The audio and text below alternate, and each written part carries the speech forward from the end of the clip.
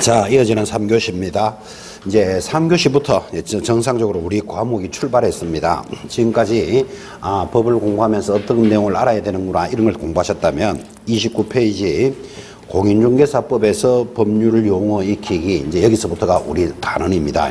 시험하고도 연결되고 또 그 제목을 딱 보시면 법률 용어 익히기 때문에 용어를 모르면 앞으로 수업을 못 따라옵니다. 그러니까 이 단원이 중요합니다.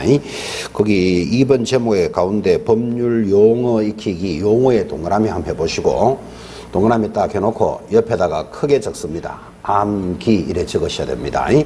자, 통상적으로 어떤 공부를 할 때 이해하라 그럽니까? 암기하라 그럽니까? 어떤 공부든지 어떤 학습이든지 이해 위주로 해야 됩니다. 왜 그러면 암기를 해놨는데 암기한 대로 안 나오면 꽝 되겠죠. 근데 이해를 하고 있으면 다르게 내더라도 따라갈 힘을 갖추니까 사람들이 공부를 할 때는 이해 위주로 해야 됩니다. 이런 말을 많이 하는데 여기만 오면 암기해야 됩니다. 여기는 이해하면 오히려 점수를 못 받습니다. 그래서 아주 독특한 단원입니다. 그래서 지금 인문서는 어차피 11월, 12월이 지나면 안 본다 그랬지만 지금 굳이 여러분한테 적어 넣으라고 했는 이유는 앞으로 용어만 보면 암기, 이걸 기억해 놓으셔야 된다고. 그래서 옆에다가 암기 이렇게 하나 적었습니다. 지금부터 암기해야 됩니다. 암기해야 될 게 모두 6개입니다. 1번 내려가면 중개 찾았습니까? 중개의 동그라미. 일단 제목부터 한번 봅시다. 쭉 넘어가서 거기 보시면 32페이지 상단에 4번 중개와 중개업 하는 거 찾았습니까? 그러면 중개업도 동그라미 한번 해보십시오. 중개업. 그 다음에 넘어가면 33페이지 하단에 5번 중개대상물 하는 것도 암기해야 됩니다. 중개대상물 동그라미. 자, 그 다음에 이제 35페이지 오니까 중개계약 하는 것도 만났습니다. 중개계약에도 동그라미. 그리고는 38페이지 3번에 공인중개사라는 정의도 암기해야 됩니다. 공인중개사 동그라미. 그리고 넘어가면 40페이지 상단에 개업공인중개사 찾았습니까? 동그라미. 개업공인중개사.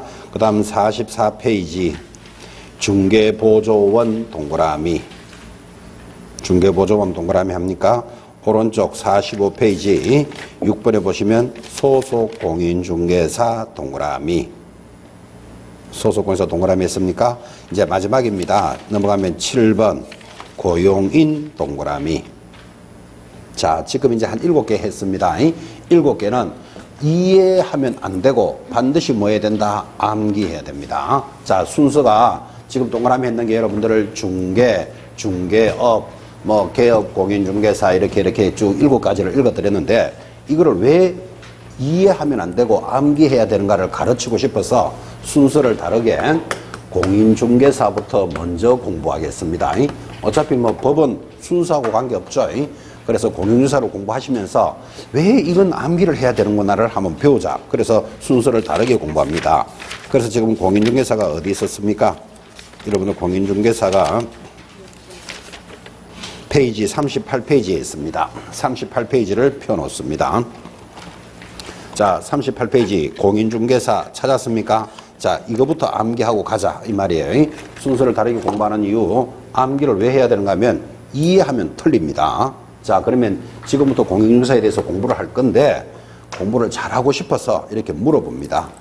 오늘도 본인은 공인중개사라는 이야기 했죠. 왜 그러면 오늘 공인중개사 공부하러 간다 이러고 왔을 거잖아 지금. 그죠? 남한테 이야기 학교는 안 했거나 나는 오늘 공인중개사 공부를 하고 있습니다. 이렇게 공인중개사라는 말을 쓰잖아 지금. 그럼 공인중개사가 뭘까요? 사람과 사람 사이에 이제 어떤 거래가 있을 시에 이제 허가된 사람이라면 소리가 없으면 여기까지만 합시다. 뒤에 분 잘 못 들으셨죠? 그럼 이제 앞에 분이 괜히 앞에 있으니까 이제 질문을 당했는데 만약에 내한테 공인중개사가 뭡니까 하면 여러분은 뭐라고 대답했을까요? 한번 생각해 보셔야 되는데 앞에 분은 지금 이랬습니다. 뭔가 허가를 받고 사람하고 사람 사이에 거래를 해줄 수 있는 사람이다. 대충 이런 이야기 했습니다. 뭐 크게 틀린 이야기는 아니죠. 공인중개사가 뭡니까 하면 뭐라고 대답하실래요? 저는 공부했거든요. 공부했으니까 더 물어봅니다. 정확하게 알고 있는지를. 이 법에 의해서 공인중개사 자격증을 딴 사람. 자격증을 취득한 사람. 한 80% 맞습니다. 80% 맞는데, 이제 다시 볼 겁니다. 다시 볼 건데, 공인중개사가 뭡니까 하면 뭐라고 대답하십니까? 여기는 뭐 허가를 받고 부동산을 거래하는 사람이다. 공인중개사법에 따라서 자격증을 딴 사람이다. 이랬습니다. 공인중개사 자격증을 가지고 있고, 그 건물이나 토지나 뭐 이런 걸 거래하는 사람. 또 이렇게 물었습니다. 공인중개사가 뭡니까 하니까 자격증을 가지고 있고 토지나 건물을 거래하는 사람이다. 이렇게 말했습니다. 거래를 도와주는 사람이다. 그렇지. 거래하는 거하고 도와주는 건 또 다르죠. 한 번만 더 물어봅시다. 안 물으면 섭섭할까 봐. 공인중개사가 뭐라고 생각합니까? 자격증을 가지고 자격증을 가지고 역시 거래하는 데 도와주는 사람이다. 뭐 대충 비슷한 이야기죠. 자, 지금 제가 왜 몇 사람한테 굳이 물어봤는가 하면 지금 몇 분이 이야기하시는 말이 다 맞잖아. 틀린 말은 아니잖아. 그죠? 근데 그렇게 말하는 건 이해하고 있는 거예요. 이해하고 있는 거. 근데 이 단어는 이해하면 안 되고 암기해야 된다 그랬잖아. 그죠? 그럼 앞으로 암기는 이렇게 하시라고. 자, 봐요. 거기 그 3번에 1번 공인중개사의 의, 연역 이런 거는 보실 필요 없고 2번에 법령상의 의, 이제 우리 법에서는 이렇게 말한다 이 말이에요. 2번에 첫째 줄 쫙 긋습니다. 공인중개사법 2조 2호의 용어의 정의상 공인중개사라 하면 이 법에 의하여 자격을 취득한 자를 말한다 이랬잖아 지금. 그죠? 자, 그러면 암기해야 될 게 뭐라고요? 법대로 암기하라 그랬잖아. 그죠? 그래서 공인사는 자격을 뭐한 자? 취득한 자예요. 자, 이거를 크게 강조하는 이유. 좀 전에 지금 여러분 대답이 나왔는데 공인중개사가 뭡니까 하니까 자격증을 가지고 거래를 하는데 도와주는 사람 또는 뭐 토지나 건물을 매매하는데 이해하기 지금 그런 말하면 다 틀리잖아 지금. 법에 그렇게 안 마련했잖아. 그죠? 또 한 분은 또 이랬죠. 이 법에 의해서 자격증을 취득한 사람을 말한다. 자격증을 딴 사람. 자격증이라는 말이 여기 없잖아 지금. 자격을 취득한 자예요. 자격증을 안 받아도 공인중개사인 거예요. 그래서 우리 법은 이해하지 마라 그랬잖아요 지금. 그죠? 공인중개사는 지금 했던 말이 다 맞아. 네 분이 했던 말이 거래를 하는데 도와주는 사람이고 자격증을 받아서 거래하는 사람이고 다 맞는데 법에는 그래 안 돼 있다니까요. 자격을 취득한 자예요. 여기는 자격증을 받았다는 말이 있다 없다? 없잖아. 자격만 취득하면 공인중개사예요. 그 다음에 또 시험에 많이 나왔지만 자격을 취득하고 중개업을 하는 자를 말한다도 시험에 너무너무 많이 나왔어요. X예요, X. 그랬잖아. 자격증을 취득하고 중개업을 하는 사람이 맞잖아. 우리끼리 이야기하면. 근데 그렇게 따라붙으면 이 단어는 무조건 틀린다고. 이 단어는 이해하면 안 된다고. 글자 그대로 암기하셔야 됩니다. 자격을 취득한 자예요. 여기 자격증을 교부받은 자를 말한다. 그런 말 없잖아, 여기에 지금. 그죠? 또는 자격을 취득하고 토지나 건물을 거래하는 자를 말한다. 이런 말이 없잖아, 여기에 지금. 근데 우리가 보통 공인중개사가 뭡니까 하면 그렇게 대답한다고. 왜? 이해하고 있으니까. 그거는 이해하는 거고 이 단어는 무조건 암기하셔야 됩니다. 그래서 이 단어는 처음에 출발할 때 암기 이래 출발하잖아. 이해하지 말라고. 이해하면 무조건 판판이 틀립니다. 공부할수록 더 느낄 겁니다. 근데 중요한 게 이런 공인중개사가 자격을 취득한 자인데 세 종류가 있습니다. 세 종류. 근데 공부를 처음 하는 사람은 무슨 공인중개사가 세 종류나 있는가 싶어도 세 종류가 있습니다. 첫 번째 공인중개사가 있습니다. 두 번째 개업 공인중개사도 있습니다. 세 번째는 소속 공인중개사가 있습니다. 자, 그럼 여러분 한번 봐봐요. 지금 공인중개사라는 것이 몇 군데 있다? 세 군데 다 들어간다고. 세 사람. 근데 이 세 사람이 다 다른 사람이에요. 그러니까 공인사는 몇 종류가 있다? 세 종류가 있는 거예요. 이거 다르다를 못 찾아내면 점수하고 연결이 안 된다고. 그래서 우리 책에 보면 39페이지 제일 상단에 참고표 찾았습니까? 참고표가 이렇게 돼 있잖아. 공인중개사, 그 다음 옆에 개업 공인중개사, 옆에 소속 공인중개사가 다르다 이렇게 표시해 놨잖아요 지금. 그죠? 그러면 공인중개사는 모두 몇 종류? 세 종류예요. 그래서 여러분들은 앞으로 공인중개사라는 말이 보이면 세 종류를 딱 놓고 구분할 줄 알아야 돼. 그래야지 이제 점수하고 연결하는 거예요. 자, 그럼 지금부터 구분 한번 해봅시다. 1번 공인중개사는 뭐죠? 자격을 취득한 자예요. 그대로 암기해야 된다 그러잖아. 그죠? 그럼 2번 공인중개사는 자격을 취득하고 자기 이름으로 개업을 한 자예요. 그 개업을 한 자니까 우리는 이 사람을 보고 뭐라 부른다? 사장이다 이래 부른다고. 개업한 사람이 사장이니까. 그리고 이건 말이 길기 때문에 앞으로 계속 우리끼리는 개공사 요래 부를 거예요. 말이 워낙 기니까. 그 다음 세 번째 공인사는 자격을 취득하고 어딘가에 소속이 되어 있는 거예요. 소속이 되어 있으니까 우리는 이 사람을 뭐라고 부른다? 직원이다 이렇게 부른다고. 직원, 사장님, 직원 다르죠? 그 다음에 이 소속에서도 말이 길기 때문에 소공사 이렇게 부를 거예요. 우리끼리 소공사 이렇게 줄여서 부르는데, 자, 이게 다 다르다 그랬죠? 다른 걸 지금부터 구분하셔야 돼. 1번 공인사는 뭐라 그랬죠? 자격을 취득한 자. 그럼 자격을 취득해서는 자격증이 있을 거 아니라 자격증이 어디 있을까요? 자격을 취득했다면서 그럼 자격증이 어디 있을까요? 장롱에 있는 사람이에요. 뭐 사무실 하면 틀려요. 장롱에 있는 사람을 뭐라고 부른다? 공인중개사다 이래 부르는 거예요. 그 다음 2번 개업 공인중개사는 자격을 취득하고 자기 이름으로 개업했다 그랬잖아요. 그럼 우리말로 하면 사장인데 이 사람은 자격증이 어디 있을까요? 사무실에 게시하도록 돼 있어요. 법에 그래 돼 있어. 그럼 다르잖아. 1번하고 2번이 벌써 공인중개사가 다른 사람이죠. 3번은 자격을 취득하고 어딘가에 소속이 되어 있는 사람이에요. 그럼 직원이잖아. 그럼 이 사람은 자격증이 어디 있을까요? 이 사람도 사무실에 걸어놓도록 법에 돼 있어요. 자, 어쨌든 간에 세 사람은 다 다른 거예요. 자, 그러면 지금은 공인중개사 하면 세 사람 요까지만 알아도 돼. 근데 이제 이거 앞으로 공부를 계속 해가면서 뭐를 알아야 되는가 하면 이런 사람들은 다 자격증이 있는 사람이잖아요. 그런데 위반하면 자격이 취소되는 수도 있고 위반하면 자격이 정지되는 수도 있겠죠. 위반을 하면. 운전면허증 있습니까? 있습니까? 운전도 합니까? 운전면허증에서도 장롱에 있는 사람도 많죠. 안 하는 사람도 있는데 운전을 하시는 모양인데 면허가 정지되었다라는 말 들어봤습니까? 운전면허. 왜 정지됐을까요?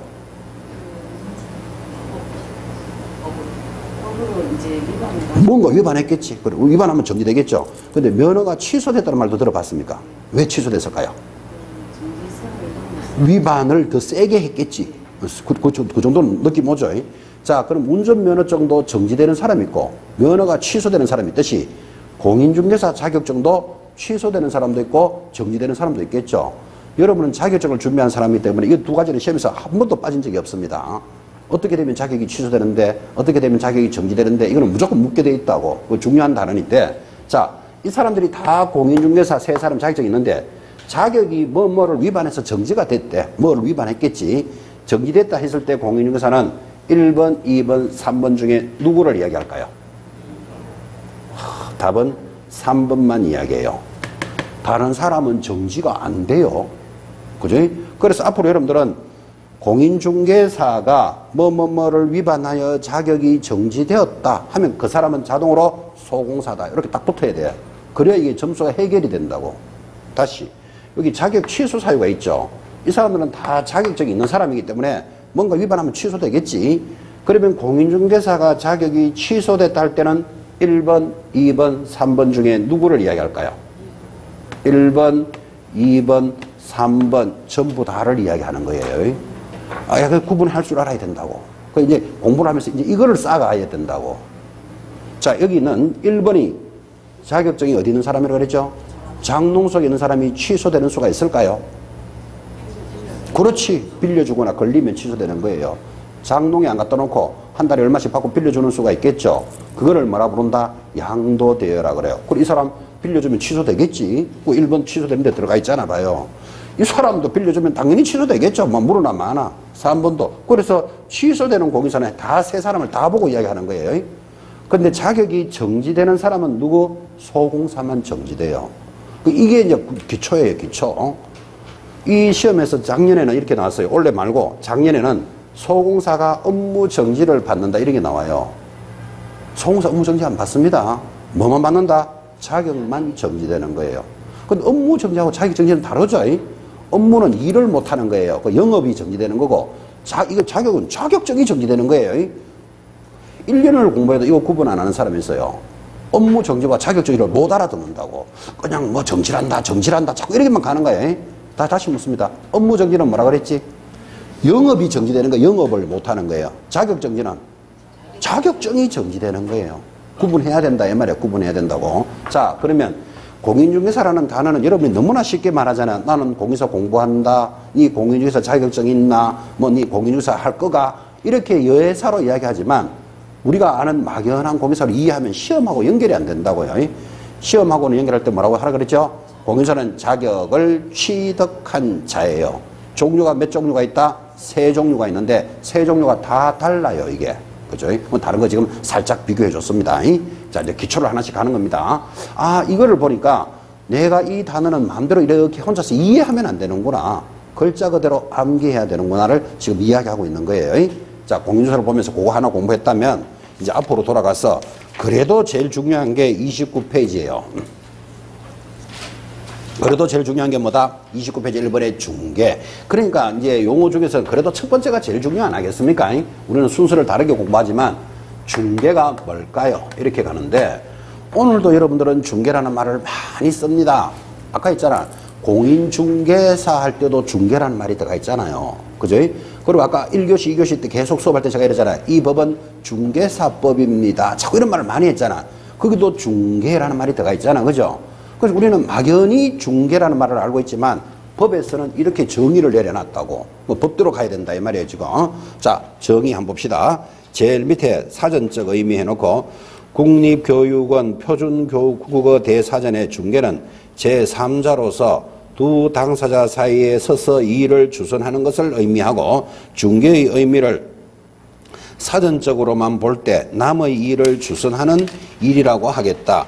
여기서 주선이라는 말은 일이 잘 되도록 여러 가지 방법으로 도와주는 것을 말한다. 자, 이거는 무슨 의미라 그랬죠? 사전적 의미다. 우리 시험에서 사전적 의미 묻는다, 안 묻는다? 안 물어. 우리는 법을 공부하는 사람이 지금 사전 공부하게 됐나 지금, 그죠? 그러면 중요한 게 뭐다? 법률적 의미를 알아야 돼요. 그래서 동그라미 2번 법률적 의미의 두째 줄에 줄 것입니다. 자, 공인중개사법 제2조에서 요의 정의상 중개란, 지금부터 이제 법에서 이야기하는 거예요. 중개란 법정 중개 대상물에 대하여 거래 당사자 간의 매매, 교환, 임대차 그 밖의 권리의 덕실 변경에 관한 행위를 알선하는 것. 이렇게 법을 내려놨어요. 이 요거를 암기해야 된다. 지금 이 말이에요. 자, 지금 여러분은 처음 보고 암기가 잘 안 되겠지만 중개가 뭡니까 하면 법정 중개 대상물에 대하여 거래 당사자 간에 이 물건을 매매도 하고 교환도 하고 임대차도 하면서 그 밖의 권리라는 게 있습니다. 권리의 덕실 변경에 관한 행위를 뭐 하는 것이다? 알선하는 것이다. 이렇게 법을 내렸습니다. 자, 용어의 정의 중에서 이게 제일 깁니다. 제일 길고 양도 제일 많습니다. 제일 또 용어 중에서 1번에 걸어놨기 때문에 이것도 제일 중요하다고. 제일 시험에도 많이 나오고 양도 제일 많이 많고. 지금 여기에 중개라는 것에 대해서 제가 한번 읽어드렸고 제가 옮겨 적었는데 이거를 하나가 전부 다 시험 문제입니다. 전부 다 시험 문제라는 말은 중개는 뭐에 대해서 한다? 중개 대상물에 대해서만 중개를 하는 거예요. 자, 그러면 중개할 수 있는 물건이 뭔지 알아야 될 거 아니라, 그죠? 자, 간단하게 중개할 수 있는 물건이 뭘까요? 그래, 크게 말하면 부동산 이렇게 말하는데 부동산 중에서도 구체적으로 뭐 아파트, 그래, 그게 부동산이잖아. 그게 건물입니다. 건물. 땅도 할 수 있죠. 그럼 땅을 다른 말로 뭐 토지 그래 말합니다.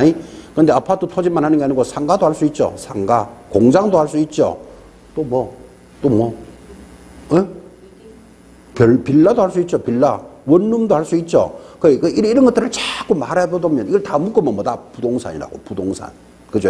그럼 부동산은 한마디로 토지 건물이에요. 그러면 중개는 중개 대상물에 대해서만 해야 되지 자동차를 중개하거나 세탁기를 중개하거나 텔레비를 중개해주고 중개했다 소리 안 한다고.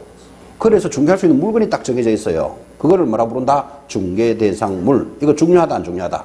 중요하지. 우리가 할 수 있는 물건이 뭐냐 시험에 계속 나와요. 이 물건을 해도 되나 안 되나 이런 거. 자, 간단하게 한번 물어봅시다. 분양권 하는 말 들어봤습니까? 아파트 분양권 이런 말 들어보셨죠? 뭐 피가 얼마 붙었단다 이런 말도 들어보셨을 거고 분양권 중개하면 된다 안 된다? 분양권이 뭡니까? 내가 아파트를 당첨이 됐어. 그죠? 당첨이 되면 이게 아파트가 막 3억짜리라고 칩시다. 그러면 계약금 걸면 이제 한 3년쯤 있으면 아파트가 만들어지겠죠. 근데 3년이 되기 전에 내가 이걸 팔 수 있어. 그거를 뭐라 부른다? 분양권이라 그래요. 건물은 지금 있다 없다? 건물 없잖아. 아파트 당첨되면 한 3년 돼야 건물 만들어지잖아요. 아파트가 되기 전에 아파트에 들어갈 수 있는 권리를 분양권이라 그러는데 우리 판례가 뭐라고 이야기하는가 하면 분양권은 거래해도 된다 이래 놨다고. 그래서 여러분들은 피 얼마 받고 샀네 팔았네 이런 말을 들어보셨잖아요. 위치가 좋으면 뭐 플러스 피가 붙었을 거고 위치가 안 좋으면 마이너스 피 이런 말은 들어보셨죠. 그럼 마이너스 피가 생긴다 이 말은 거래한다는 말이잖아요 지금. 근데 그거를 거래 못하는 지역을 정해놨다 그랬죠. 아까 투기 과일지구는 거래 못해. 되겠죠. 그러니까 그거는 이제 한 칸 더 갖는 거고 분양권 뭘로 본다? 건물이라고 봅니다. 그리고 그 거래할 수 있습니다. 그래서 그거를 뭐라고 부른다? 중개 대상물이라고 부른다고. 그런 물건에 대해서 당사자들이 거래합니다. 당사자가 누군가 하면 매도인, 매수인을 당사자랍니다. 개공사 들어간다, 안 들어간다? 안 들어갑니다. 당사자는 매도인, 매수인입니다. 그 당사자들이, 그죠? 요 물건을 뭐 합니까? 매매도 하고, 교환도 하고, 임대도 하는데, 이걸 우리는 채권적 행위다. 앞으로 그래 배웁니다. 민법에서. 채권, 이 말은 사람과 사람 사이에 일어나는 행위를 채권이라 합니다. 매매, 교환, 임대차 또 그 밖의 권리의, 그럼 채권 말고 또 뭐가 또 있다는 말이잖아. 그 밖에. 이걸 우리는 뭐라 부른다? 물권 이래 부릅니다. 그래서 앞으로 여러분들은 이제 마르고 딸토록 떴습니다. 채권, 물권 이런 말을 채권과 물권의 덕실이 변경합니다. 덕이 뭐죠? 덕은 내가 얻는다 이 뜻이잖아. 그럼 한 사람이 얻으면 실, 한 사람은 잃는 거예요. 덕실이 뭐 바뀌는 걸 변경이라 그래요. 바뀌는 행위를 뭐 하는 것이다? 알선을 해주는 게 중개예요. 자, 그러면 이제 이 2조 용어의 정의에 대해서는 아까 했잖아요. 처음에 출발을 이러면 한 번 듣고 어떻게 다 알겠나마는 절대로 용어는 이해하지 말고 글자 그대로 암기해야 돼. 근데 지금은 처음 한마디 듣고 다 암기 못하죠. 그러니까 시험 칠 때까지 오늘 글자 눈 그대로 암기한다. 자꾸 이 마음을 가지셔야 돼요. 그래서 이걸 암기를 시키려고 자꾸 그림을 그린다고. 그래서 그림 아까도 보셨죠. 아파트라고 칩시다. 아파트를 가지고 있는 값을 파는 사람 매도인이라 부릅니다. 이 물건을 사는 사람을 매수인이라고 부릅니다. 여기에 A라는 개공사가 중개를 합니다. 자, 지금 그림을 이렇게 딱 그렸으니까 그림은 여러분 알아보겠죠? 물건을 가지고 있는 사람하고 그 물건을 사는 사람 사이에 개공사가 거래를 도와주고 있는 거예요. 이게 중개라고 그랬어요. 그럼 지금 그림으로 그렸던 중개가 여기 글자로 적었던 중개하고 똑같아요. 한번 봐요. 중개 대상물에 대하여 그랬으니까 이 물건에 대하여 이 뜻이고 요거는 주로 뭐다? 부동산이겠지. 요 물건에 대하여 거래 당사자 간에 당사자가 누구다? 갑하고 을을 당사자라 부르는 거예요. 여기 개공사는 들어간다 안 들어간다? 안 들어간다고. 두 사람 사이에 이 물건을 뭐 합니까? 매매도 하고 교환도 하고 임대도 하면서 그 밖의 권리라는 것도 있습니다. 그 밖의 권리의 덕실이 변경합니다. 덕 하는 말은 얻는다. 실은 잃는다니까 요 매수자가 아파트 대금 3억을 지급하면 이 사람의 소유권이라는 권리가 이렇게 넘어오죠. 소유권이 넘어가는 걸 뭐라 그런다? 매매라고 부른다고. 권리가 덕실이 변경하잖아. 이렇게 변경해 주는 것을 알선해 주는 게 중개라고요. 알선해 주고 뭐 받는다? 수수료 받겠지. 그죠? 그래서 이 그림을 보고 이 많은 내용들을 익히셔야 돼요. 그러면서 이제 여기에 수업이 이제 한 달 더 가면서 중개대상물에 대하여 그랬으니까 중개대상물이 뭔데 이런 걸 공부하겠지. 또 중개대상물 안 되는 거는 뭔데 이런 거 그죠? 당사자 간에 했으니까 당사자는 가벌이라고 불렀지만 팔면은 매도인이고 세를 주면 임대인이에요. 매도인, 임대인 이런 말들을 이제 배우게 되겠죠. 뭐 한다고요? 매매도 할 수 있고 그 물건을 교환도 하고 임대도 하는데 이걸 묶어서 뭐라 부른다? 채권적 행위라 부른다고. 채권. 또 그 밖의 권리를 그 밖이니까 채권 말고 뭐가 또 있다는 말이잖아. 그래서 이거를 뭐 물권 이래 부르는 거예요. 채권과 물권의 덕실이 변경해 주는 것을 알선해 주는 겁니다. 시험 치는 날까지 글자 하나를 그대로 암기하셔야 됩니다. 자, 이렇게 해서 이제 이게 암기가 됐으면 여기서 크게 하나 배우는 게 있죠. 중개라는 말은 물건을 직접 소개해 주는 거다. 권리를 옮기는 것이다. 권리를 옮기는 것을 중개라고 해요. 권리를. 한번 봐요. 여기 A 개공사가 이제 오늘 아파트라고 치고 아파트 하나 사고 팔았는 모양이지. 이 개공사가 퇴근하면서 이럽니다. 네, 오늘 아파트 하나 중개하고 왔다. 이렇게 말합니다. 그럼 여러분 저 사람 무슨 말을 하는지 알아듣죠? 오늘 아파트를 하나 사고 파는 거를 거래했는갑다. 아파트를 하나 중개하고 왔다라고 그 사람이 말할 때 그 중개는 파는 사람의 아파트를 포장을 해가지고 사는 사람 집까지 물건을 전달했다는 뜻입니까? 권리를 옮겼다는 겁니까? 물건을 직접 배달하는 게 중개가 아니고 권리를 덕실병행하는 거예요. 그래서 봐요. 중개 대상물에 대해서 당사자들이 매매, 교환, 임대차 그 밖에 권리를 덕실병행해 주고 알선해 주는 게 중개지 물건을 직접 배달하지 않습니다. 아, 그래서 중개라는 것은 권리를 옮겨주고 수수료를 받는구나. 그때 권리는 무슨 권리? 매매, 교환, 임대차라는 채권적 권리와 그 밖의 권리는 뭐? 물권적 행위를 옮겨준다고. 내가 오늘 땅을 하나 중개하고 왔다 이럽니다. 개공사가. 사장님이 오늘 저기 경산에 땅 하나 중개했어. 그럼 잘했다는 이야기잖아. 땅 하나 중개하면 수수료도 많이 나오겠죠. 내가 땅을 하나 중개했다 할 때 그 땅을 매수자 집까지 땅을 갖다 준 겁니까? 권리를 옮겼다는 뜻입니까? 권리를 옮기는 거예요. 권리를 옮기는 게 중개예요. 그러면 권리를 옮기는 게 중개니까 이런 권리는 중개할 수 있나? 이런 권리는 중개가 안 되나? 이걸 공부해야 된다고. 그 권리를 옮기는 것을 뭐라 부른다? 중개다. 요거 하나를 오늘 꼭 좀 심으셔야 돼요. 중개라는 용어도 암기를 해야 되는데 하루 아침에 암기 안 되니까 시험 칠 때까지 천천히 암기해 가면 되고, 아, 중개라는 것은 물건을 직접 배달하는 게 아니고 뭐를 옮기는 것이다? 권리를 덕실 변경합니다. 요게 중개다. 그래서 개념을 잡았습니다. 그래서 이제 교재에는 거기 31페이지 중개의 종류, 그다음에 중개의 개념 이런 것들이 나오는데 중개라는 큰 틀을 하나 잡아놓고 이제 또 중요한 게 32페이지 보시면 32페이지 4번에 보면 중개와 중개업이라는 게 준비가 되어 있죠. 그거 중요하기 때문에 다시 한번 읽어봅니다. 4번에 동그라미 1번 중개와 중개업은 반드시 구분해야 된다. 이렇게 교재가 강조하잖아. 그죠? 시험이 워낙 잘 나오니까. 개념으로서 법률적으로 중개라는 것은 법정 중개 대상물에 대해서 방금 했습니다.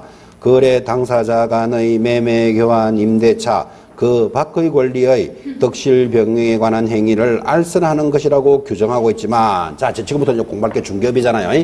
중개업에 줄 것입니다. 다른 사람의 의뢰에 의하여 일정한 보수를 받고 중개를 업으로 행하는 것이라고 법에서 규정하고 있다. 자, 그럼 다시 적었으니까 제가 한번 적어보겠습니다. 지금 중개라는 정의도 공부했다면 세 번째 중개업에 대해서 공부하는데, 중개업은 조건이 세 가지입니다. 첫 번째 조건이 뭡니까? 다른 사람의 의뢰에 의하여 줄 것이었죠. 보수를 반드시 받고 중개를 하는 것? 업으로 하는 것이다. 이렇게 정의를 내렸습니다. 지금 제가 지금 법에 있는 그대로 적은 겁니다. 그래서 앞으로 이걸 암기해 놓으셔야 돼. 그래서 어떤 분 이렇게 공부하시는 분도 있더라고요. 중개업 하면 글자가 세 개잖아. 세 개. 중개업. 글자가 세 개니까 조건이 세 개다. 이렇게 딱 따라 붙는 분도 있더라고. 이 조건이 세 개라는 말은 하나라도 빼면 틀린다 이 말이에요. 자, 다시 한번 봐요. 이렇게 출제한 바도 있어요. 중개업이란 다른 사람의 의뢰에 의해서 중개를 업으로 하는 것. OX. X잖아요. 뭐가 빠졌다? 보수 빠졌잖아요. 지금은 여러분 딱 보는 순간에 보수가 빠진 걸 보이죠? 시험에서 흘러갈 때는 얼마나 매끄럽게 흘러갑니다. 중개업이란 다른 사람의 의뢰에 의해서 중개를 업으로 하는 것. 이렇게 딱 들어가면 설렁설렁 공부한 사람 절대로 못 찾아냅니다. 그 말이 워낙 부드럽게 흘러가기 때문에. 그래서 이 단어는 암기해야 되니까 중개업 하면 조건이 세 가지 자꾸 이렇게 붙어야 돼. 하나라도 빠지면 틀리는 거예요. 그래서 조건이 세 개가 딱 붙어야 되는데, 이 암기라는 말은 조건이 세 개인데 더 갖다 붙여도 틀려요. 암기가 되어 있어야 되기 때문에 중개업이란 중개사무소를 갖추고 다른 사람의 의뢰 보수를 받고 중개를 업으로 하는 것. OX X입니다. 여기 중개사무소는 조건에 들어간다 안 들어간다? 안 들어간다고. 그런데 설렁설렁 공부하는 사람은 그죠? 가만히 생각해봐요. 지금 밖에 나가면 중개업을 하는 사람들이 전부 다 뭐 가지고 있더라? 사무소 다 가지고 있죠.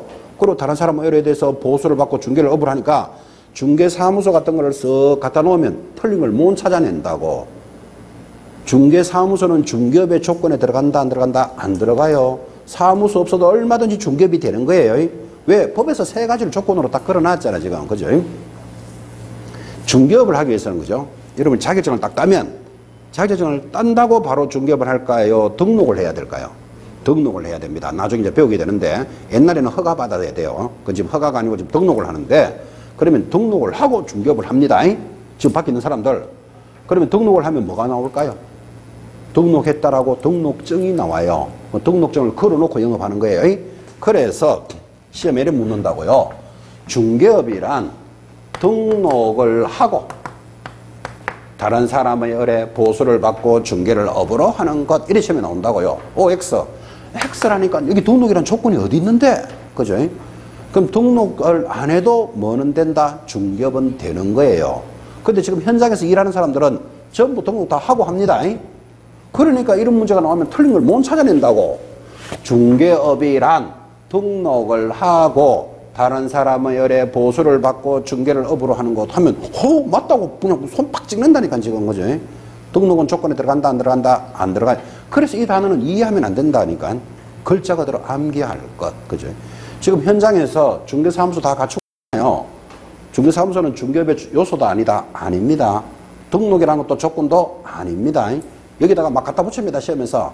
중개업은 중개보조원을 갖추고 중개보조원을 고용하고 다른 사람의 의뢰해서 보수를 받고 중개를 업으로 하는 것 하면 무조건 X입니다. 중개업이라는 조건에는 몇 가지? 세 가지만 있는 거예요. 그 세 가지 있으니까 빼도 틀리지만 쓸데없는 걸 갖다 붙여도 틀린다니까. 그래서 이 단어는 뭐 해야 된다? 암기해야 된다. 이해하면 안 된다. 그죠? 다시 한 번 더 강조합니다. 중개업 하는 조건도 보셨습니다. 오른쪽 53페이지 중개대상물. 뒤편에 3조에서 공부하는데 오늘 그래도 첫날이니까 중개대상물이 뭔지는 한번 보고 갑시다. 중개대상물에 대해서 동그라미 1번의 둘째 줄에 먼저 법률에서 정하고 있는 중개대상물은 줄 한번 꺼봅시다. 1번 뭐라고 되어 있습니까? 토지. 2번 건축물. 3번 대통령령이 정하는 재산권 및 물건. 이거를 중개대상물이라는데 그 다음으로 시행령에서 정하고 있는 물건은 4번이 뭐지요? 임목에 관한 법률에 따라 임목의 줄긋고. 5번 공장 및 광업재단법에 따른 공장재단 줄긋고. 6번 공장 및 광업재단 저당법 법이 똑같죠. 거기에 따라서 뭐 광업재단이 있다까지 줄긋습니다. 이게 중개할 수 있는 물건입니다. 자, 다시 이제 주문만 가볍게 껐는데 일단 내용은 다 모른다 치더라도 중개대상물은 모두 몇 개? 그래, 5개. 이 정도의 대답은 할 줄 알아야 됩니다. 지금 번호가 1, 2, 3, 4, 5 달아놨잖아요, 지금. 자, 번호가 5개입니다. 1번이 뭐? 토지. 2번 건물. 3번 임목. 4번 광업재단. 5번 공장재단. 이 5개를 중개대상물이라고 합니다. 자, 그러면 이제 오늘 아마 첫 공부하시는 분은 좀 생소하죠? 개공사들이 밖에 나가면 토지나 건물은 거래한다는 건 당연히 상식적으로 좀 알잖아. 그죠? 근데 법에는 세 가지 독특한 물건이 들어와 있죠. 뭐, 임목이라는 것도 있어요. 그 임목이 나무예요, 나무. 광업재단, 공장재단이라는 물건도 있어요. 자, 그러면 이제 공부하신 분은 당연히 이거를 토, 건, 입, 광, 공 이렇게 암기하는 거예요. 중개대상물이 뭡니까? 하면 뭐라고요? 토, 건, 입, 광, 공 이제 그렇게 암기해 나가는데 일단 여러분들은 물건이 5개다라는 건 알아놔야 돼. 제목은 나중에 가더라도. 근데 1번, 2번은 많이 알죠? 토지, 건물은 워낙 많이 알기 때문에. 근데 독특한 물건 3가지가 있다는 걸 잘 보라고요. 입, 광, 공이라는 물건도 있습니다. 그것도 중개할 수 있습니다. 그래서 앞으로 중개대상물 하면 뭐가 나와야 된다? 토, 건, 입, 광, 공. 그 다음에 요거 물건들의 성질, 이런 걸 이제 천천히 공부할 거예요. 일단 5가지 익히시고. 이제 넘어가면 중개계약 이런 거는 천천히 봐도 되고. 그 다음에 교재 38페이지까지 넘어오니까 공인중개사 좀 전에 1번에서 먼저 공부했습니다. 다시 한번 강조합니다. 이 단원을 이해하지 말고 암기하라고. 공인중개사가 무엇입니까? 하면 뭐라고 대답한다고요? 자격을 취득한 자. 취득한 자가 모두 몇 종류가 있다? 3종류가 있는데 다 다른 사람이다. 요까지는 알아놔야 돼. 되겠죠? 공인중개사 먼저 공부했습니다. 자, 그러면 이제 공인중개사를 이왕이면 공부했으니까 하나 물어봅시다. 여러분이 지금 준비하고 있는 이 공인중개사를 시험을 합격해서 자격증을 따려면 시험을 쳐야 되겠죠? 시험을 누가 시행할까요? 내가 명색이 공부하는 시험을 누가 시행하는지는 알아야 안 되겠나? 그럼 다시 좀 쉽게 말해서 이달에 11월 달에 학력고사 시험 치는 거 아시죠? 수능 시험 치는 거 아시죠? 수능이라는 시험은 누가 시행할까요? 수능 시험이 있다는 건 아시죠? 그걸 누가 시험을 시행할까요? 아, 교육부. 그걸 쉽게 말하면 국가가 시행합니다. 국가가. 맞죠? 어디 뭐 대구시에서 하거나 동사무소에서 시행하는 거 아니잖아. 그죠? 자, 그러면 수능 시험이 우리나라에서 시험 치는 인원 중에 제일 많은 시험이 수능입니다. 수능. 몇 명 칠까요? 대략 한 60만 명 칩니다. 지금 고3들이, 뭐 재수생도 있겠지. 한 60만 명 치는데 이 수능 시험이 한때는 80만, 90만까지 쳤습니다. 근데 요즘 애들 작게 나가지고 인구가 줄어든다는 거 들으셨죠? 그 원래 최초로 60만까지 내려왔을 겁니다. 아마 더 줄어들 겁니다. 앞으로. 요새 애를 안 나오니까 뭐. 그죠? 그래 어쨌든 간에 우리나라에서 시험을 국가가 치는 시험 중에서 인원이 제일 많은 것 하면 수능 이래 부릅니다. 그 수능 시험 치는 날은 완전 국가가 비상거리는 거 아시죠? 전국이 시험 치니까 완전 뭐 교통도 통제하고 비행기도 못 떠게 하고 하여튼 막 그날 완전 나라가 비상입니다. 약 60만에서 70만 명이 시험 치는데 국가가 시행하는 시험 중에 인원이 제일 많은 것 수능. 두 번째 인원 많은 게 뭘까요? 두 번째 많은 게 공인중개사입니다. 원래 몇 명이 응시했을까요? 원서 30만 명 냈습니다. 30만 명. 근데 이제 어른들은 좀 다릅니다. 학생하고 달라가지고 30만 명이 원서를 내도 시험장에 오면 결석하는 사람이 있다 없다? 많다. 몇 프로 결석할까요? 30% 결석합니다. 이게 이제 수십 년 동안 해가봤으니까 통계가 다 있다고. 그래서 30만 명 원서 내면 시험 직접 치기는 몇 명이 친다? 20만 명 정도 쳐요. 20만 명. 항상 결시율이 30%예요. 그러니까 원서 내고 안 치는 사람들은 옆집 아저씨 원서 내니까 같이 한번 내본 사람. 이런 사람 있잖아요. 뭐 나도 공부를 한번 해볼까 해갖고 내놓기는 내놔놓고 시험장에 안 가는 사람. 이제 이런 것들이 대략 얼마가 된다? 한 30% 되는 거예요. 그 결시율이라 그래요. 이 해마다 그래, 해마다. 1회 때부터 지금까지. 성인들 시험은 당연히 그래요. 또 중요한 거. 그러면 이제 20만 명 시험 쳤다 치자. 거기서 합격률은 몇 프로일까요? 야, 여러분 관심 있는 거 그거잖아. 여기서 몇 프로가 합격되는데 이게 중요하잖아요. 몇 프로? 그게 이제 주교재가 나오면 지금 임시교재잖아. 그죠? 주교재가 나오면 교재 제일 앞에 1회 때부터 몇 명이 응시해서 몇 명이 합격했고가 쫙 표가 있습니다. 나중에 이제 시험은 관계없지만 그냥 심심하거든 이렇게 한번 읽어보시면 되는데 대략 15에서 20% 정도 합격률입니다. 대략. 그지? 그 다음에 1, 2, 3, 한 2, 3, 4회 때는 5% 합격하던 데도 있었습니다. 2,000명도 안 뽑을 때가 있었고, 최근에는 이렇게 보면 한 15에서 25% 사이에 왔다 갔다 합니다. 그래갖고 인원은 대략 얼마? 한 2만 명에서 2만 5천 명 정도. 거기 표가 있습니다. 포인데. 근데 이것도 정확하지는 않습니다. 왜 그러면 또 1차만 치는 사람도 있어. 그지? 또 1, 2차 다 치는 사람도 있어. 또 2차만 치는 사람도 있어. 그러니까 숫자가 다 다르잖아. 근데 그거에 대해서 1차만 친 사람은 또 몇 프로, 1, 2차 다 친 사람은 또 몇 프로, 그 다음에 또 2차만 공부한 사람도 있으니까 2차만 친 사람은 또 몇 프로. 그럼 다 표가 다 다르겠죠. 그러니까 표는 그래 천천히 보시면 되는데, 크게 보면 그렇다. 이 말에 크게 보면.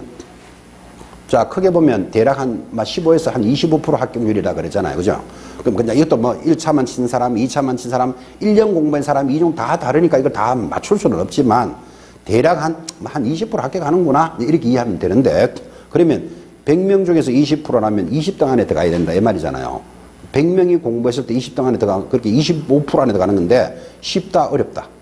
안 쉽죠. 20% 안에 들어가는 게. 근데 이제 원서 대비하면 몇 프로? 1차 시험 대비하면 몇 프로? 또 거기다가 학원에 안 나오고 공부하는 사람이 있어요. 책만 사가지고. 그죠? 이런 사람도 있고, 학원에 또 1년 동안 다니면서 공부하는 사람도 있고, 이게 다 다르잖아. 학원도 또 2달만 하고 때리치는 사람도 있고, 6달 다니는 사람도 있고, 다 다르니까 이거를 꼭 집어서 이야기하기가 어렵잖아. 그죠? 그럼 학원에서 다닌 사람은 몇 프로일까? 여러분들이 이제 궁금한 게 이런 게 궁금해야 되잖아. 그죠? 이거 뭐 표 하나를 다 만들 수는 없으니까, 우리 학원에서는 통상 얼마로 본다? 한 70% 정도 이렇게 봅니다.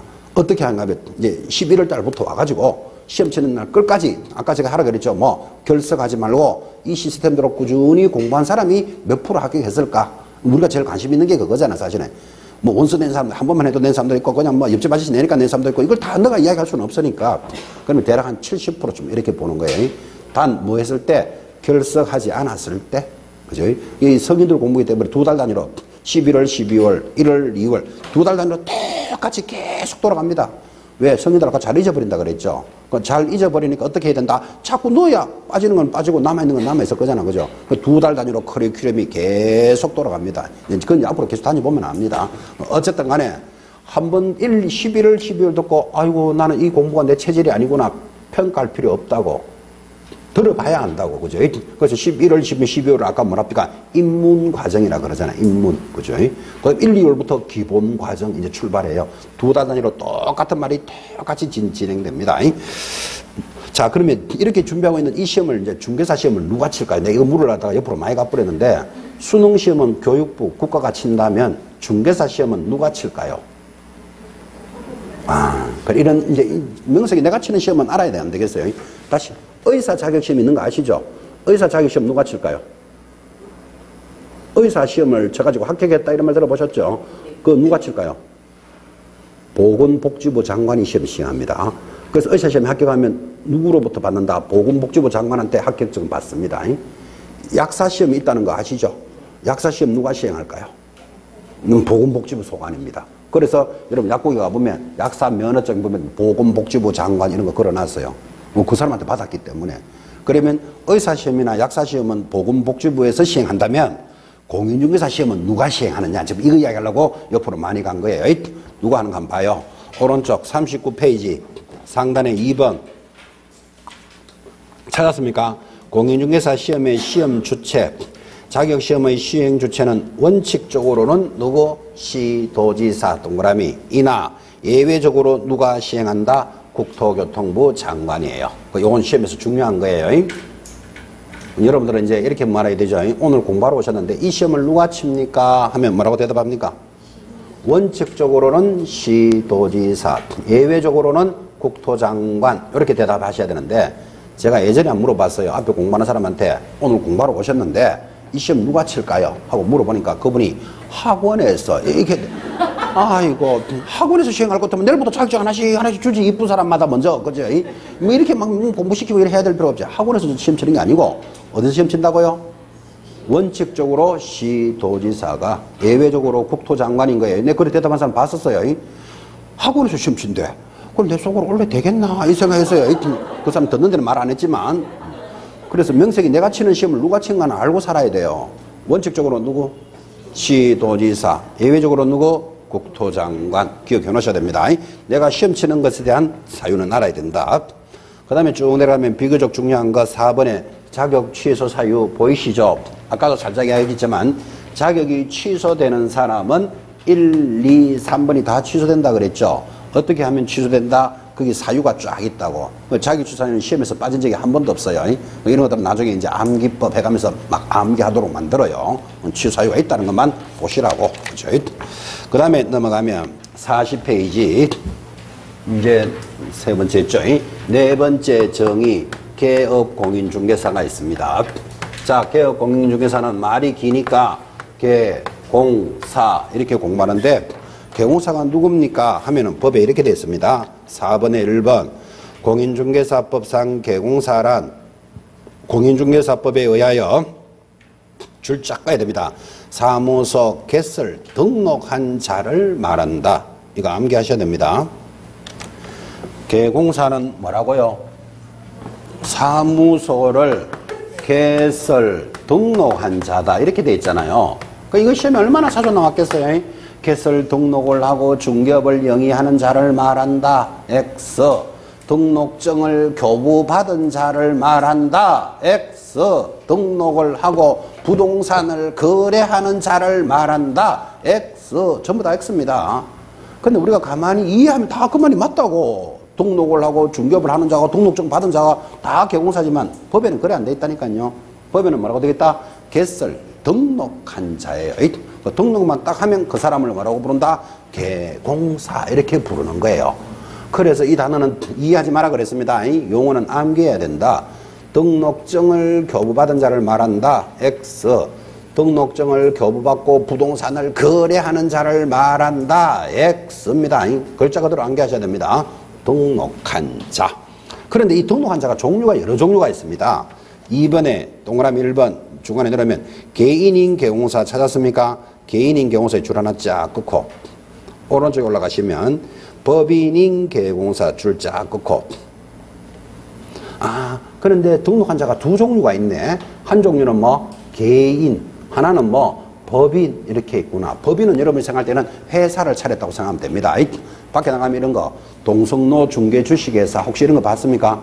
가다가 간판 보시면 현대 중개 주식회사 이렇게 달아놨는 거 있어요.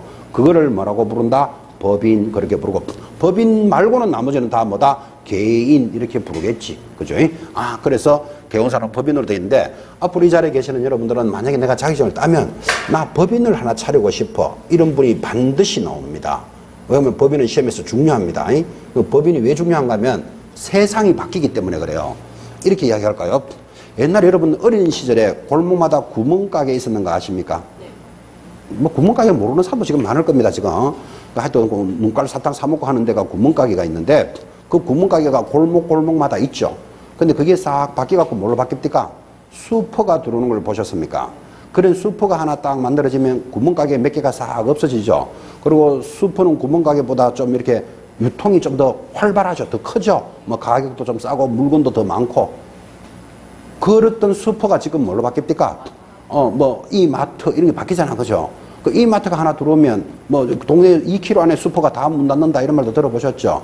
유통이 바뀌잖아 봐요. 세월에 따라서 옛날에는 교통이 발달 안 하니까 문깔 사탕 하나 뭐 하나도 골목골목마다 배달해놔야 돼. 그래 거기서 사니까 교통이 발달 안 하니까.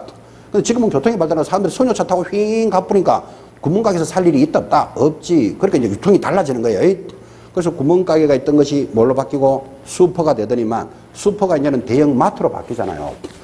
중개사무소도 마찬가지. 지금은 골목골목마다 다 있죠. 우리 말로 하면 구멍가게화 돼 있다고.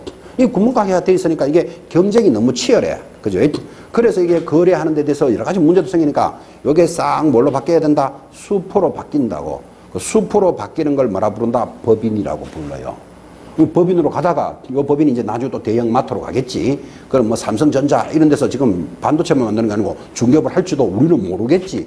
근데 앞으로 이제 그런 식으로 간다고요. 그래서 구멍가게가 슈퍼로 가는 게 법인이에요. 그래서 우리 시험에서 법인의 파트는 중요해요.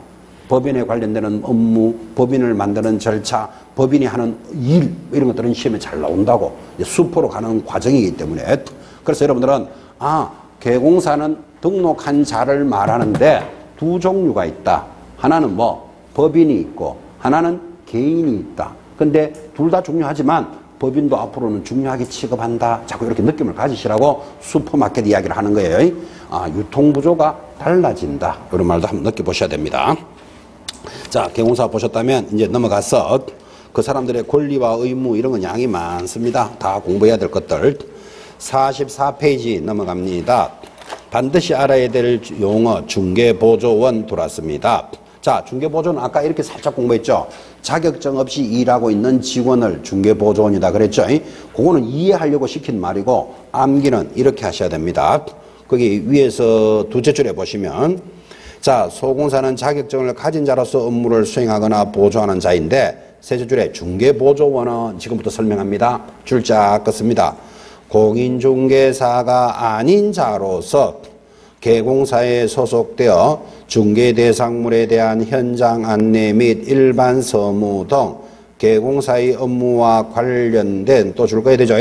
단순한 업무를 보조하는 자. 단순한 업무를 보조하는 자를 뭐라고 부른다? 중개보조원 이렇게 부르는 거예요. 자, 지금 줄까지 끄셨는데 단순한 업무를 보조한다는데 단순한 업무가 뭘까요? 지금 줄은 껐는데 단순한 업무를 보조하는 자 할 때 단순한 업무가 뭘까요? 하니까 어떤 분이 출근해가지고 커피 끓이면서 전화 받고 밀대 들고 청소하는 거 이거를 단순한 업무다. 그러면 날 세요. 지금 줄 껐는지 뭔가? 그게 일반 단순한 업무는 현장 안내 및 일반 서무 등 단순한 업무를 보조하니까 현장 안내하는 걸 단순한 업무로 하는 거예요. 그리고 기본적인 일반 서무, 밀대 들고 전화 받고 커피 끓이는 게 아니라고. 그래서 단순한 업무라는 개념도 익히셔야 돼요. 현장 안내를 단순한 업무라 보는구나. 그러면 시험에 이렇게 나오면 중개보조원은 현장을 안내할 수 있다. OX. 그래, 그걸 단순한 업무로 해놨잖아. 그리고 여기서 살짝 조심해야 될 것.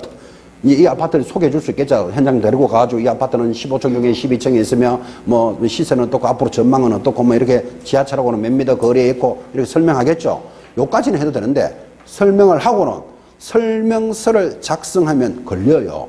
지금 단순한 업무에는 문서를 작성하면 된다 안 된다 안 돼. 현장 안내까지만 하는 거예요. 그래, 요 차이 잘 보셔야 돼. 그런데 밑에 소공사는 한번 봐봐요. 오른쪽이지. 45페이지. 6번에 1번 소속 공인중개사. 자, 소공사는 개공사에 소속된 공인중개사로서 중개업무를 수행하거나 수행 동그라미. 그 다음 절에 중개업무를 뭐 보조하는 자를 말한다. 자, 이제 여기서 이제 큰 차이.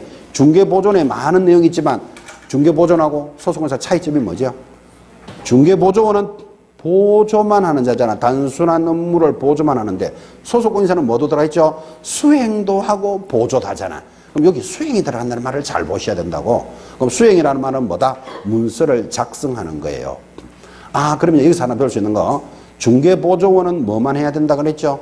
현장 안내만 해야 돼. 근데 소공사는 현장을 안내하고 보조하니까 하고 또 뭐다? 확인설명서도 작성할 수 있다고. 그게 차이점이에요. 자, 그럼 이제 차이는 지금 가르쳐 드렸는데 현장에서 여러분 이런 거 경험 있습니까?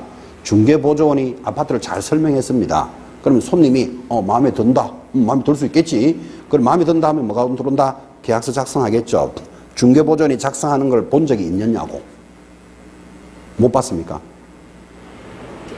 응? 많습니다. 많습니다를 다른 말로 셌다 이럽니다. 셌다. 세 빌렸다 이러면 세 빌렸다. 한거 이런 말도 아십니까? 한거. 한거 알아두면 할매급입니다. 완전히. 한거 있습니다. 한거. 한거가 왜 있는가 하면 그죠? 여러분 이래 한번 생각해봐요. 내가 중개보조원이라고 치자고. 내가 자격증 없이 중개하는 사람입니다. 근데 중개보조원이 자격증만 없지 인간성 나쁘진 않아죠.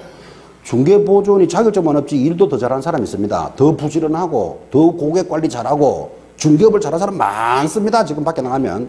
단지 뭐는 없다고요? 자격증만 없는 거라 문디 같은 게 워낙 일을 열심히 하는 사람은 자격증이 없어요. 공부할 시간이 없는데 일이 바쁘니까. 그래서 제가 이 수업을 참 오랫동안 했는데 참 안타까운 거 자격증 따도 되고 안 따도 되는 사람은 척척척 합격해가 나가. 그런데 반드시 자격증이 필요한 사람들은 잘 안 돼. 왜 잘 안 되는가 하면 일하기가 바빠가지고 수업하다 이러면 그저 막 전화기도 또 나타 하는 거야. 이제 보면 저 중개업을 하는구나 알지. 손님들이 계속 자꾸 아파트 사겠다는데 지금 공박이 됐나 지금 소개도 해야 되지 지금 그죠. 그러니까 대체적으로 일을 잘하는 사람이 자격증이 안 되는 거예요. 일이 바쁘니까. 좀 이해는 가죠 무슨 말 하는지. 그런데 되면 되고 안 되면 안 되고 공부만 하는 사람도 자격증을 척척척 잘 따. 그죠. 얼마나 제가 그런 사람을 많이 만났겠습니까? 자기는 막 자격증 따는 게 힘들어가지고 일도 해야 되지 막 자격증도 이러니까 한 3천만 원 좀 내가 사겠다 이런 사람도 있어. 막 팔면 내가 사고 싶다. 그 3천만 원이 아까운 게 아니 돈 벌면 돈을 3천만 원 더 버니까 이 사람은. 근데 이걸 사고 팔 수 있는 물건이 아니잖아 이게 지금 그죠. 그래 안타까운 것도 참 많이 봤는데 제가 중개보조원이라고 칩시다. 일 잘하는 중개보조원입니다. 자격증만 없을 뿐이지 고객 관리 잘하죠. 인간성 좋지요. 영업 잘하지요. 관리 잘합니다. 그래갖고 계약이 체결되면 이 중개보조원이 제가 뭐라고 이야기하는가 하면 나는 보조원이기 때문에 계약서를 작성 못합니다. 이렇게 말해야 되는데 중개보조원이 그렇게 말할 수 있다 없다? 못해. 쪽팔리니까. 손님은 이렇잖아요. 저 사람이 자격증이 있는지 없는지 모르잖아 지금 손님은. 그냥 영업을 이렇게 물건을 설명해주고 소개해주고 그거를 잘 듣잖아 그 사람은. 그런데 예를 들어서 아파트 뭐 하나 사고 싶은 사람 하나 딱 보고 사진은 안 하겠죠. 그럼 이것도 한번 보고 저것도 한번 보고 저것도 한번 보고 이렇게 몇 군데를 보다 보면 점심시간이 될 수도 있잖아. 그죠? 그럼 같이 짜장면 하나 먹고 갈 수도 있겠죠. 또 커피도 한 잔 들고 갈 수도 있잖아. 인간적인 교류가 생긴다니까. 그러다가 이제 한 3번째 만에 이 아파트를 사기로 했어. 이거 마음에 들었고 가격도 마음에 들고 위치가 좋으니까. 그럼 내가 사겠어 하면 이제 계약이 되는 거잖아요. 그럼 이 중개보조원은 계약서 쓰면 된다 안 된다? 안 되잖아. 그러면 그 손님 보고 뭐라고 이야기하는가 하면 나는 보조원이라서 계약서를 못 쓰니까 우리 사장님이 써야 됩니다. 이 말하기가 쪽팔린다니까. 내가 지금 이 사람한테 이 물건이 어떻습니다, 좋습니다, 어떻습니다 설명 다 해놨는데 마지막에 와가지고 나는 중개보조원이라서 이러면 손님이 갑자기 의심할 수도 있고 보조원이 했는 말 믿을 수 있겠나 개사고 이래 오만 생각도 그냥 아무 소리 안 하고 와서 자기가 계약서를 착착착착 넣는다니까요. 그래서 현장에 나가면 중개보조원이 계약서 쓰는 경우가 많다니까, 셌다니까, 한 거 있다니까, 한 거. 진짜로요. 이런저런 사람 때문에 쪽팔리기 때문에. 이해되죠? 지금 무슨 이야기를 하는지. 그러다가 걸리면 1년 징역 1,000만 원 벌금이에요. 그 중개보조원은 문서 작성하면 된다, 안 된다? 안 된다 그랬잖아. 근데 이런저런 사정으로 작성하는 경우가 많다 그랬잖아. 그 적발되면 1년 징역 1,000만 원 벌금이에요. 근데 소공사는 방금 보셨죠? 업무를 수행도 하고 보조하기 때문에 자기가 했는 계약에서 자기가 쓰면 돼. 이해하시겠죠? 그래서 여러분들은 더러워서라도 자격증 따놔야 돼요. 지금 밖에 나가면 이 중개사 공부하면 경기도 어렵고 하니까 야, 뭐 그거 자격증 굳이 안 따도 된다. 맞잖아. 안 따도 된다. 중개업 할 수 있다. 그런데 마지막에 자격증 없으면요. 계약서 작성 못 해요. 서름을 억수로 당해요. 서름을. 그래서 다시 이야기하잖아. 더러워서라도 따놔야 된다고. 어떤 사람은 이 공부가 쉽지 않고 또 야, 그거 또 친구들이 야, 나 중개사 공부하러 간다 이러면 반대 많이 해요. 그러면 야, 그거 없어도 할 수 있다. 그리고 자꾸 그걸 공부하러 가면 지하고 같이 못 놀잖아. 그렇게 막 그냥 가지 말고 와라 이러는데 결국은 친구들하고 그러다 보면요. 자격증 없으면 설범 당해요. 지금 현장에서 중개업을 한 사람 많이 있겠죠. 자, 지금 현장에서 중개업 한 사람 사장님을 뭐라 부르고? 개공사. 자격증 있고 영업하는 사람을 소공사. 자격증 없이 하는 사람을 보조원이라고 그랬죠. 소공사가 많을까요? 보조원이 많을까요? 보조원 훨씬 많습니다. 밖에 나가보면. 그죠? 그러면 일도 누가 많이 한다? 중개보조원이 훨씬 많이 해요. 많으니까 당연히 많이 할 수밖에 없잖아. 근데 마지막에 탁 가면 계약서 작성 못 해요. 적발되면 1년 징역 1,000만 원 벌금이라 그랬잖아. 그런데 내가 막 중개보조원이지만 아닌 척하고 쓰는 사람이 많다고 쪽팔리기도 하고 이런저런 사정 때문에 그 사람 필체도 좋아요. 일도 잘해요. 그래서 여러분들이 지금 아직까지는 잘 모르겠지만 내가 그동안 몇 년 동안 뭐 아파트를 사거나 팔거나 세를 얻거나 계약서 쓰는 사람 보셨을 거예요. 수수료도 주고 그랬을 거니까. 그 사람이 소공사인지 중개보조원지를 이렇게 한번 돌아봐 봐요. 중개보조원이 쓰는 경우가 더 많아요. 여러분은 누가 썼는지도 몰라. 그냥 계약이 됐고 막 수수료 주고 막 내 집 하나 샀으니까 샀는 거고 팔았으니까 팔았는 거지만 저 사람이 중개보조원인지 소공사인지 구분 못 하잖아 지금. 그럼 그 사람들 굳이 내가 뭐다 이야기 안 하잖아 지금. 그지? 근데 앞으로는 이 공부를 해보면 그거를 구분할 줄 알아야 된다고. 그게 시험에 나오기 때문에. 그죠? 자, 지금 했던 이야기 뭐 더러워서라도 자격증 따야 됩니다. 그 말들에 다 정리하는 게 뭔지 아십니까? 보조원은 계약서를 작성하면 안 돼.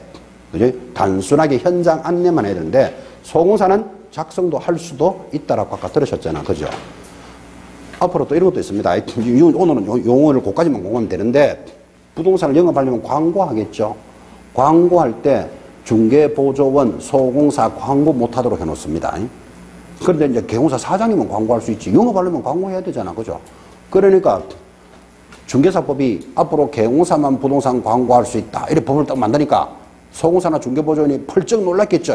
그럼 우리 보고 앞으로 중개업 하지 마란 말이냐. 이런 문제가 생겼잖아. 그죠? 그래서 할 수 없다. 그러면 내가 개공사는 아니면서도 광고하니까 밑에다가 중개보조원이다, 소공사다 적어놓고 광고해라. 요까지는 봐줄게. 이렇게 법이 살짝 바뀌는 거예요. 그래서 오늘 이제 이 시간 이후로 여러분들이 부동산 광고 많이 만나죠. 신문에도 보면 한가운데 뭐 아파트 있음, 뭐 빌라 있음, 임야 있음 광고 볼 겁니다. 교차로 이런 것도 있죠. 벼룩시장 이런 것도 한번 봐봐요. 부동산 광고하는 난이 있어요. 광고 쫙 밑에 내려오면 밑에다가 중보 이렇게 적어놨는 거 있어요. 무슨 뜻일까요? 요거는 중개보조원이 광고한다 이 뜻이에요. 이거 안 적어놓고 광고하면 개공사인 것처럼 보이기 때문에 1년 징역 1,000만 원 벌금이에요. 그 보면 소공 이렇게 적어놨는 것도 볼 거예요. 이건 뭘까요? 소공사가 한다 이 뜻이에요. 그죠? 이거는 일반인들은 잘 몰라. 공부 안 한 사람들은. 근데 이게 그런 뜻으로 그 법이 만들어져 있는 거예요.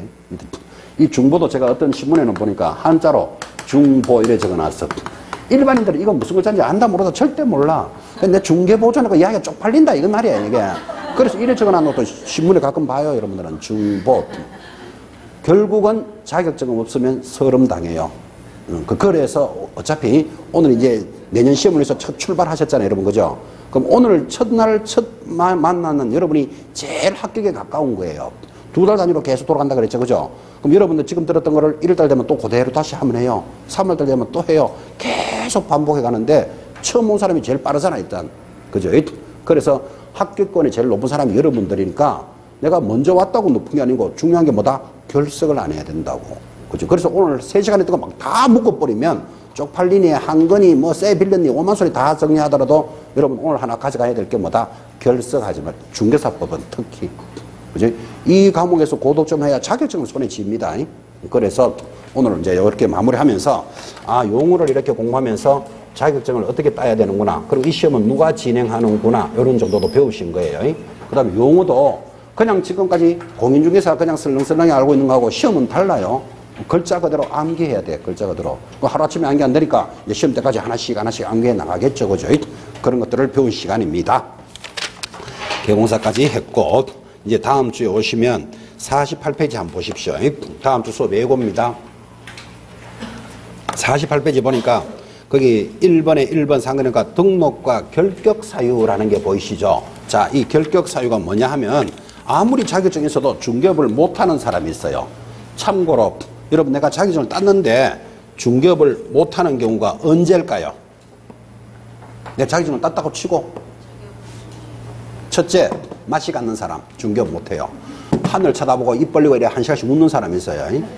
황사 부른 날 펑퍼짐하게 앉아가 하루 종일 입 벌리고 웃는 사람도 있어요. 1시간씩 웃는 사람을 피한정후견인 이래 불러요. 입 벌리고 하루 종일 웃는 사람을 피성년후견인 이래 불러요. 그럼 여러분 가만히 들어봐요. 아, 자격증이 있더라도 이런 사람은 중개업을 못한다. 이해하시겠죠? 그지? 이 중개업을 못하는 사람을 뭐라 부른다? 결격사유라고 부른다고. 그래서 중개업을 못하는 결격사유도 시험에서 절대로 안 빠지는 거예요. 그 다음에 중개업을 하다 보면 뭐를 위반해서 교도소 갈 일 있겠죠? 갈 수 있겠죠? 교도소 가 있는 동안에 중개업을 할 수 있다 없다? 없지. 그래서 교도소 간 사람은 그러면 언제 중개업을 할 수 있느냐 이런 거 알아야 된다 몰라야 된다? 알아야 돼. 교도소 들어가서 끝났는 날로부터 끝났는 날이 출소한 날이겠죠. 3년이 지나야만 중개업을 할 수 있어요. 그래서 3년이 안 된 자를 뭐라 부른다? 결격사유 이래 부른다고. 그래서 중개업을 못하는 결격사유에 대해서 다음 주에 공부한다 이 말이에요. 그러니까 중요한 단원이죠. 자격증이 아무리 있어도 여기에 해당되면 중개업을 못해. 첫 번째 뭐 1시간씩 입 벌리고 웃는 자. 두 번째 하루 종일 입 벌리고 웃는 자. 그걸 말은 그래 하지만 전문용어로는 피한정후견인 1시간씩 입 벌리고 웃는 거예요. 피성년후견인 형을 받아서 종료 만기 출소한 날로부터 얼마 3년이 안 된 자 이런 자들이 결격사유예요. 결격사유는 중요하기 때문에 다음 주에 여기서부터 공부할 거예요. 아, 자격증을 받아도 중개업을 못하는 자가 있다고. 그것에 대해서 공부할 겁니다. 오늘 첫날은 이렇게 정리하겠습니다. 대단히 수고하셨습니다. 다음 주에 뵙겠습니다.